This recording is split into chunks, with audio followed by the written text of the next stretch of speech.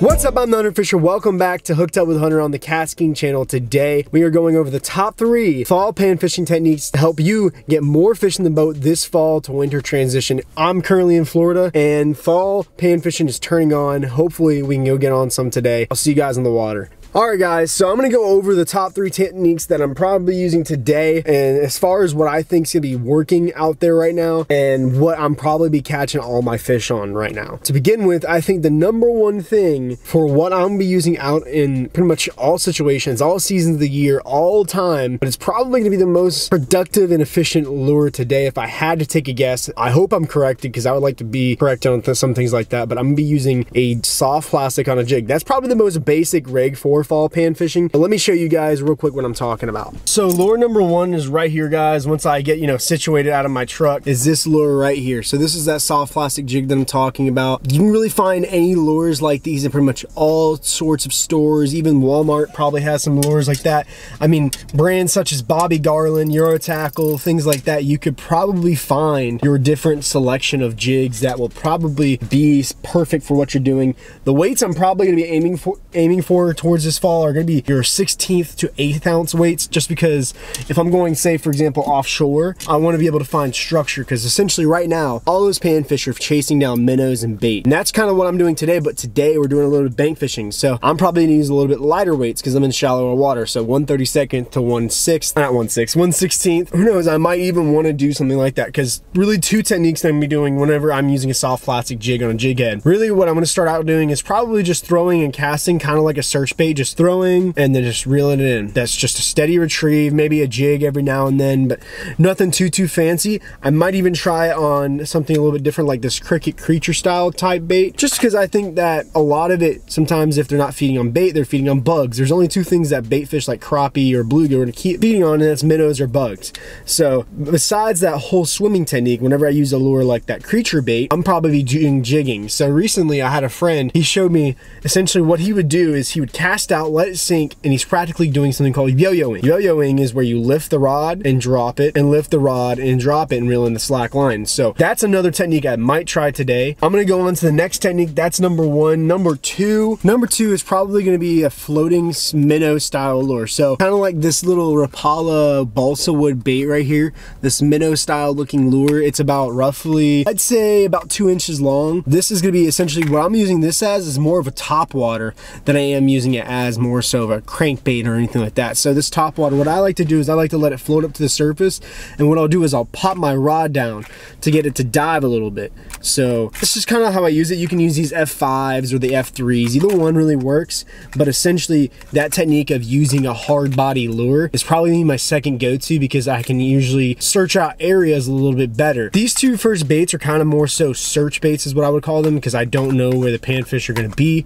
especially right now because I haven't been out to here a little bit, just because I don't really come out to this public lake often. It's really pressured and it's kind of hard to catch fish usually out here. But this leads me to talking about the 3rd lure that I would say is probably going to be the most effective overall, because when you find the biting fish, this lure and rig essentially is going to help a lot. So these are going to be really vital to use today. You can't even get it to focus, holy crap. So these are bobber stops. I believe the bobber stops will probably be pretty useful today as far as what we're going to find the fish with today, because if we can find biting fish, I believe we can probably find the fish in general. I love how I just said the same thing twice.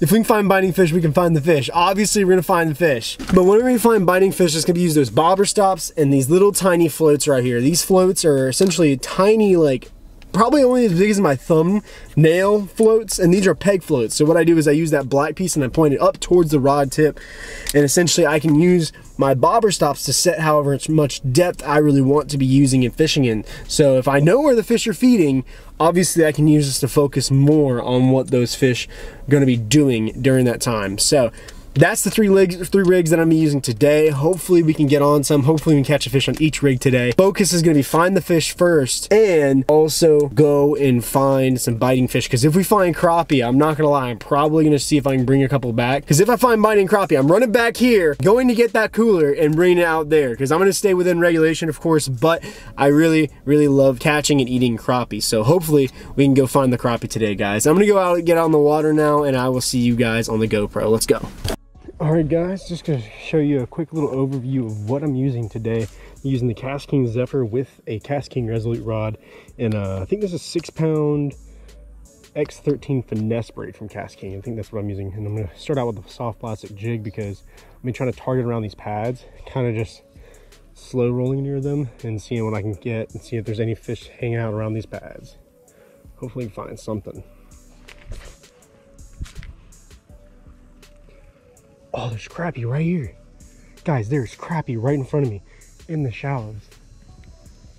Holy crap. They're literally just sitting in these pads. That's insane.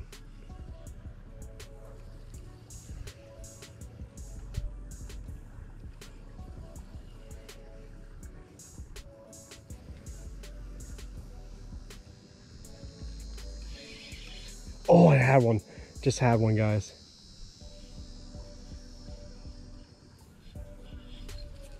Oh, dang. They're all right here. I'm getting a good feeling now.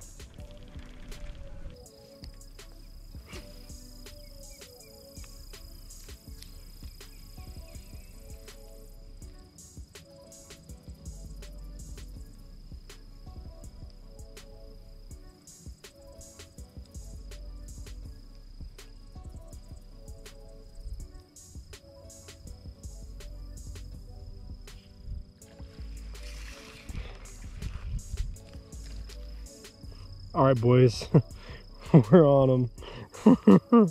Oh my gosh. That's the smallest fish I think I've ever caught. Smallest bass, at least. Oh my gosh, dude, what were you thinking? My God. I was wondering what bit me because he didn't bite me at all. But hey guys, there we go. The soft plastic and jig combo, like I said, it worked. It just didn't work on the... Technically speaking, a bass is a panfish. So if you guys didn't know that already, a bass is a panfish. We're gonna let this guy go right there. I can't believe we just caught a fish that small. That is that's interesting, I'll say the least. Well, I found a biting fish. That's good, at least. And guys, what I was actually using is this little kind of the soft plastic jig combo, a little paddle tail. I'm actually probably using something that's a little too heavy, but I got bit. That's what matters. And essentially what I'm doing is I'm just slow rolling through these pads, just kind of targeting the shaded areas, because I'm not seeing any bait movement out there. I'm seeing fish kind of bait moving in here. So yeah, I'm gonna try to see if I can catch a couple more on this or something, maybe switch to the hard lure, or possibly switch to a float rig because they're biting. But the float rig I kind of don't have confidence in right now because these fish kind of want fast because they're chasing bait.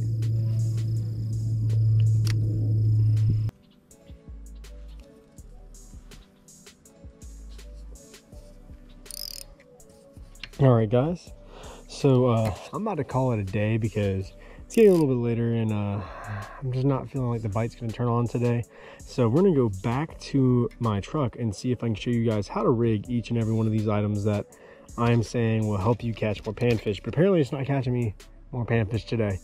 It caught me one. That's kind of, I guess, cool. But we're gonna go back to the truck. I'm gonna show you guys exactly what I'm talking about and how you can rig it. So what I'm gonna do is I'm gonna show you guys how to rig this. This is obviously pretty easy.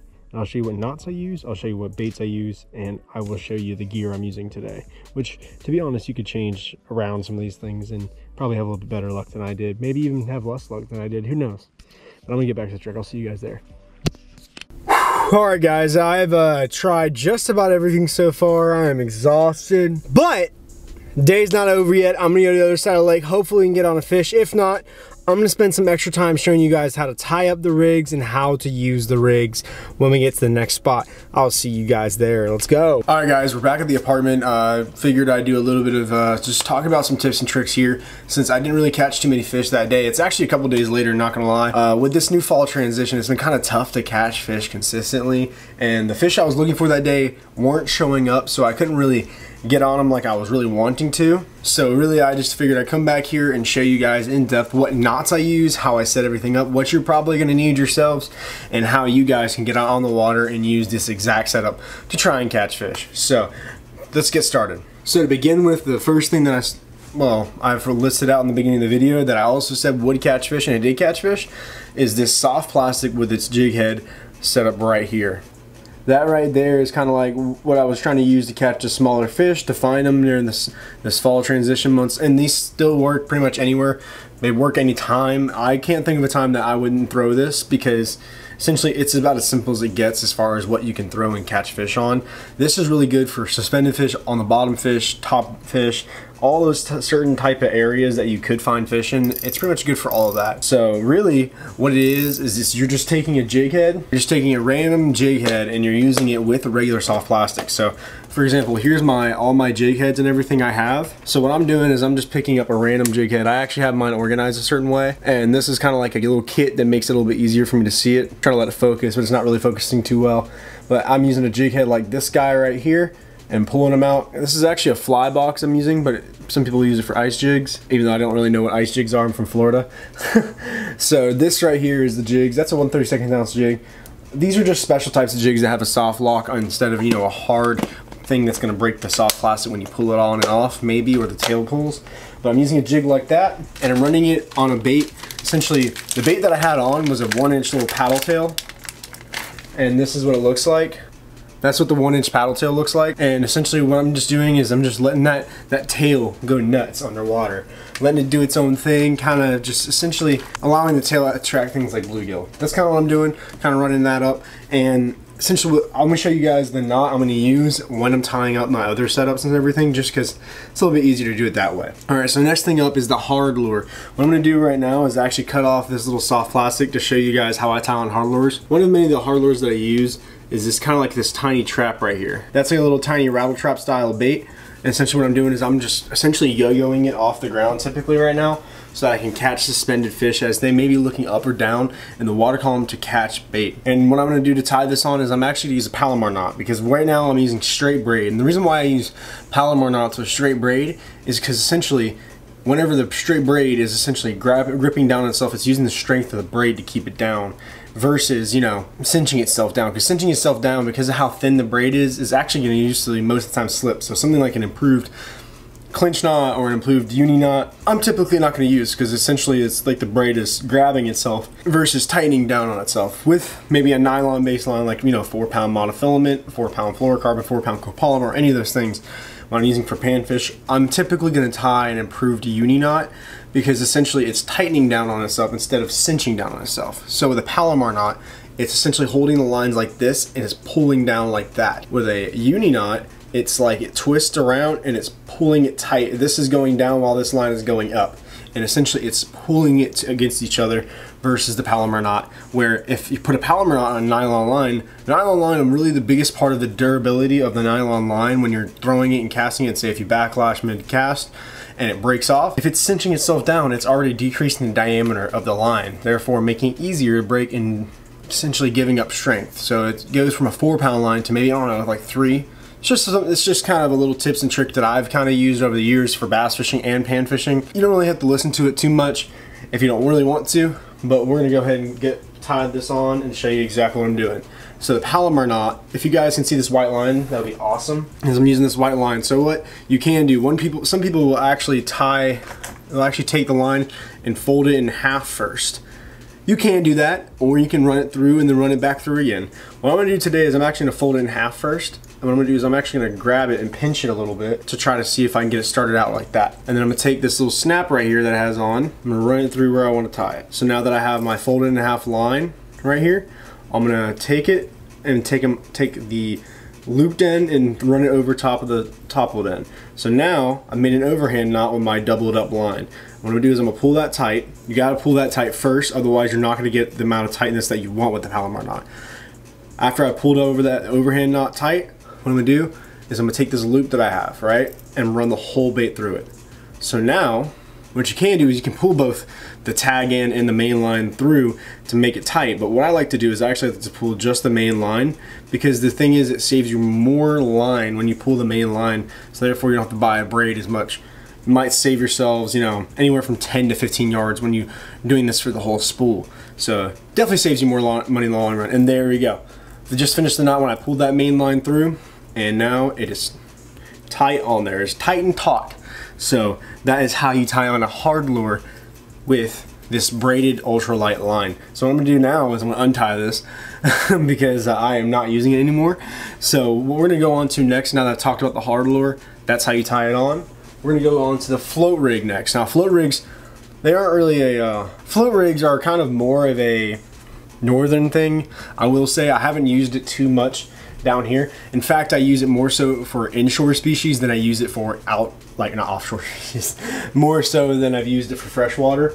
But nevertheless, that doesn't mean people don't use it for freshwater. So a lot of people who are fishing in creeks like to use this to suspend a bait over, like, you know, a deeper hole in the creek. It kind of just allows them to suspend a bait, and for fish that are feeding on suspended bait. For example, like if you're a trout fisherman, if you're feeding this trout, they have different hatches during the times of the year. So whenever they feed on certain flies at certain points in that fly's life, it'll actually feed at it at a mid-water column level. So what I'm gonna do next is I'm actually gonna get something together I call bobber stops. So bobber stops are very important for when you're using something like a peg float. So a peg float, it doesn't have itself where it has a tightening mechanism so that it doesn't itself. But let me show you guys what I'm talking about today. You guys are gonna need a set of these. These are your bobber stops. So essentially what they are is they're black beads that are like maybe a rubber or something, I'm not really sure. I think they're like clay silicone style baits. Or what you do is you take these loops. Let me see if I can get just to zoom in on that or focus a little bit. So you see those loops in the metal wire? What you do is you run your line through that metal loop, and then you pull this and you push it up on your line and then pull it taut on your line. So what we're gonna do is I'm actually gonna tie on this float rig because I plan on using the float rig soon. But what I like to do with the float rigs is I actually use a lighter jig head typically, because with the float rig, the weight that you're using is most likely the float itself when you're casting. And typically you can actually, what's nice about the float rig is you can change the distance from the hook that the float has. So we're actually gonna do that today, but I'm gonna show you guys what I'm talking about real quick. So first things first is this bobber stop. So the way that we're gonna do it is we're gonna rig the bobber stop on, peg float, bobber stop, and then your jig head down here. Not exactly this distance, but you get the point. So what you do is you got to run this line through the loop that are on front of the pegs on the peg float. So what you do is I have now run it on there. There you go. And I can move it up and down the line. It's not going to damage the line in any way. And there's no certain size of these things you have to get. You just got to get some. I actually ordered mine off of Amazon and got a ton for about $8. So they're actually really cheap in the long run if you're really looking for something good. I will say with these ones, with the braided line, they kind of slip a little bit better, just because of how they're kind of bigger compared to your normal ultralight versions of those guys. You can get smaller. There's people that make smaller, but I'm not using that today. I'm using regular size. So now, I have my line in my mouth, by the way. I'm gonna use a float. A float, this is kind of a bigger float. You can use something smaller, they make smaller. A lot of the best floats for smaller ultralight fishing are actually the fly fishing football strike indicators. And I like those a lot because they just get the job done versus this. I mean, this is good if you're in a little bit more current. This is about a 2.5 inch diameter float, I think. And I would say it's good for what you're gonna be using it for with this float rig and stuff like that. It really doesn't matter too much what size float you're using. It really depends on how much chop there is. And that's kind of like the biggest deal. And also if you're using something like live bait, that also changes things too. But I'm not using live bait today, I'm using the artificials. So I'm showing you guys an artificial float rig, not a live bait float rig. So what you do is you run it through the top, black piece up, and you run it on your line. So boom. I now have my float rig that stops from the bobber stopper. And essentially what it's gonna do is it's gonna stop on that. This is why it's called a peg float rig. Let me see if I can get it to show up in the camera, see? And boom, stops right there. So now what I'm gonna do is I'm actually gonna run another peg underneath it. So I've done a lot of testing with the float rig here, and if you don't run a peg underneath it, the bait kind of casts weird, so you definitely have to run a peg underneath it. So what I'm gonna do is take my line right here again, take my other peg, and I'm gonna run another peg on there. Boom, we got another peg on there. I'm gonna run it up. This is a little bit long for what you wanna have your float rig for. Float rigs are good about 12 to 18 inches, but right now I'm about to tie on a jig, so that's really not why I'm worrying about it. So what I'm gonna do, I'm gonna take a lighter head about 1/64 of an ounce. That's how big it is. That's how big the 1/64 is. It's really tiny, but the reason why I'm using 1/64 is because, like I said, I have a little bit better casting distance with the float on the rig already. So what I'm gonna do is do that same Palomar knot that I did for the hard bait, but I'm gonna run it through the first time, hold my line down because this jig eye is really small. So what I do is I actually run it through the first time and I run my line through, and then the way that I came into the jig eye, I'm gonna run it back the same exact way. Or run it, the way that it came out, I'm gonna run it back the same exact way. So we're gonna take my line, I'm gonna hold the loops because it makes it easier in the long run to do this. And then I'm gonna run that braid back through that jig eye, and there we go. If I can just grab it. That's one thing you guys are gonna learn if you're doing more ultralight fishing this fall and winter season, which you're probably going to, because this is about finesse season. That's gonna turn into finesse season very soon here. So finesse is kind of about as really the most productive way to catch fish with the winter season coming up. You're gonna have to learn how to use these ultralight lines and learn how to tie them. It's not easy, I can tell you that much. I have a little bit bigger hands, so it's tough for me to use ultralight lines. It's tough for anybody. But boom, got it tied on there. By the way, be careful. If you take your fingers and do that with the line, it's going to cut you. With 6-pound braid, it's going to cut you. So you've got to be careful with that type of thing. I will warn you, most braid you should not be doing that with. Most braid you shouldn't have to do the whole grabbing it and twisting it thing. You shouldn't have to do that. Just use your pliers, because in the long run, you're going to cut yourself a lot of times. And to be honest, I don't want to be responsible for that, so you guys better figure it out. I'm just kidding. But I've actually got like scars on my fingers from the amount of times I've grabbed braid and tried pulling it out like that. Not a good idea. Don't do it. So now I'm going to cut this tag in, and boom, I got my jig and my float up here. So what I'm going to actually do is I'm going to make sure this float has a little bit less space between it and the bait. So what I can actually do is I just grab this top peg and push it down, because of the way that the peg float is. Now that is about roughly 16 to 18 inches of space. Fits in the whole frame. My jig is over here, bobber's over here. So what I'm gonna do is I'm actually gonna keep that roughly about right over there, because I have a feeling that a lot of fish are getting up shallow right now because of the fall. For me, it's fall. I'm in Florida, so it's a little different than what people are dealing with right now. There's even ice in Colorado right now, so it really could be all over the place for what you're doing. But now I'm gonna tie on a plastic. So I'm gonna tie on a plastic, or not tie on a plastic, but rig on a plastic. These are some little bit ultra durable baits that I'm using. They float. That's who makes them. But what I'm going to do is I'm actually going to rig this on the jig head. So this is like a micro Ned rig almost. So the jig head that I'm rigged on is kind of like a micro Ned rig. Allows you to essentially suspend the bait in a certain level. So that helps a lot. So I'm going to rig it on straight. Now I'm going to show you guys a little trick that I've learned about rigging baits on jig heads that I kind of feel like nobody's ever talked about. But what I like to do is, I don't know if you guys can really see it. Let me see if I can get it to pull up. So if you guys see this bend of the hook right here, if you guys get the bait to about that bend of the hook, that's roughly about where you need to come out of the bait when you're rigging it up. So what I'm gonna do right here, let me see if this focuses. I'm gonna rig this up like so. I'm gonna run it through the top. So this is actually some like Z-Man level plastic. So you've got to be careful whenever you run it through. And then once I get to that bend on the hook right there, let me see if it'll show up. So right there, once I get to that bend on the hook, what I like to do is I like to come out of the bait, because that's typically where I want it to come out of the bait, for the bait to be straight.